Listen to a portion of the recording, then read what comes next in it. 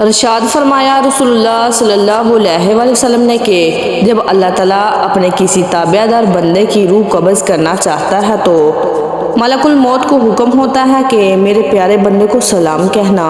ملک الموت جب اس بندے کے پاس آتے ہیں تو کہتے ہیں اے اللہ کے تابع دار بندے، اللہ تعالیٰ تم کو سلام کہتا ہے اور بڑی آسانی سے بغیر کسی تکلیف کے اس کی روح نکالتے ہیں۔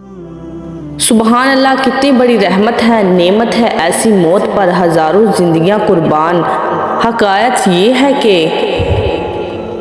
ایک بھڑی بھی اللہ و رسول صلی اللہ علیہ وآلہ وسلم کی بہت ہی تابع دار تھی۔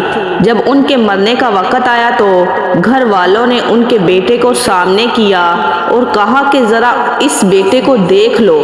جواب دیا کہ سرکار دو عالم صلی اللہ علیہ وآلہ وسلم سامنے تشریف فرما ہے، میں آپ صلی اللہ علیہ وآلہ وسلم کی زیارت کروں یا بیٹے کو دیکھوں؟ ہٹا دو اس کو میری نظروں سے۔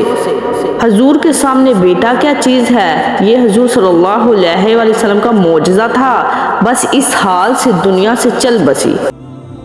حضرت آدم نبی نیچے زمین کے چل بسے، نوح کشی بان عالم بھی یہاں سے چل بسے، آسمان پر عیسیٰ اور داؤد موسیٰ خاک میں، لے کے تورات و زبور انجیل حق سے چل بسے۔